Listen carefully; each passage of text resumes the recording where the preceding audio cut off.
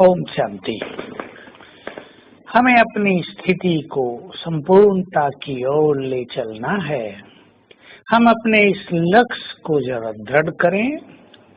ऐसा ना हो कि हम ज्ञान मार्ग में चल तो रहे हैं, ब्राह्मण तो बन गए, लेकिन हमें अपने भविष्य का कुछ ख्याल ना हो। लक्ष्य जब दृढ़ होता है तो मनुष्य के कदम उस ओर तीव्र गति से अग्रसर होते हैं। लक्ष्यहीन जीवन मनुष्य को भटकाता है, मन को भटकाता है। इसलिए ब्रह्मा बाबा की तरह सूक्ष्म फरिश्ता हमें बनना है। बहुत अच्छी बात एक मुरलियों में आ रही है कि जैसे जैसे तुम्हारी पवित्रता बढ़ती जाती है, तुम बहुत ताकतवर होते जाते हो। अब संगम युग पर शायद हम अपनी सूक्ष्म शक्तियों को नहीं भी पहचानते, पर हमारी प्योरिटी दिनों दिन बढ़ती चले, हमारे लगाव झुकाव समाप्त होते चले। जहाँ जहाँ हमारे अटैचमेंट हैं, जहाँ जहाँ हम लगे हुए हैं, जहाँ जहाँ हमारे अंदर मेरापन है, वो सब समाप्त होता चले। बहुत अच्छी बात एक डीप सीक्रेसी जो मुरली में आ चुकी है कि जब तुम सभी आकर्षणों से मुक्त हो जाओगे तो तुम्हारे अंदर अलौकिक आकर्षण बहुत बढ़ जाएगा। सारे संसार की आत्माएं तुम्हारी ओर आकर्षित होंगी।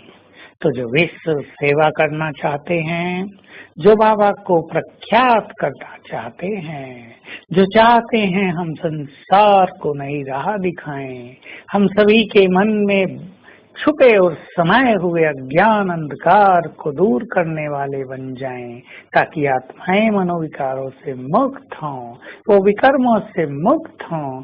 तो वो सूक्ष्म रूप से चेक करें, कहीं भी लगाव या इस संसार में आकर्षण तो नहीं रहा हुआ है। जैसे ब्रह्मा बाबा ने एक छोटा सा उदाहरण है, अपना सर्वस्व स्वाहा कर दिया।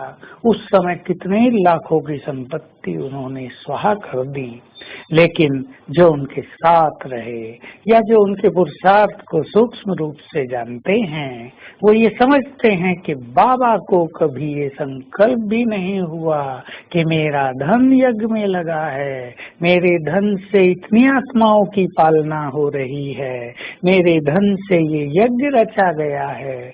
कोई फीलिंग नहीं, मेरा कहाँ से आया, सब बाबा का था, उसने ही दिया था, उसके ही कार्य में लग गया। मैं न होता कोई और होता। संसार का खेल ही ऐसे चलता है। तो सभी अपने सूक्ष्म आकर्षणों को चेक करें।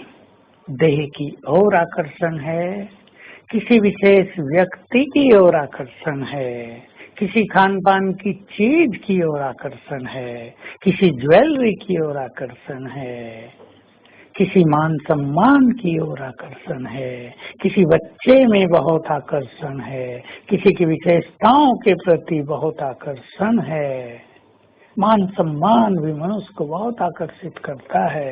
यद्यपि मान मिलना सौभाग्य की बात है, मान महान आत्माओं को ही मिला करता है। जो श्रेष्ठ कार्य करते हैं, मान उन्हें ही मिलेगा। मान मिलना सर्वश्रेष्ठ चीज है, बुरा नहीं, लेकिन मान अधिकार से प्राप्त करें।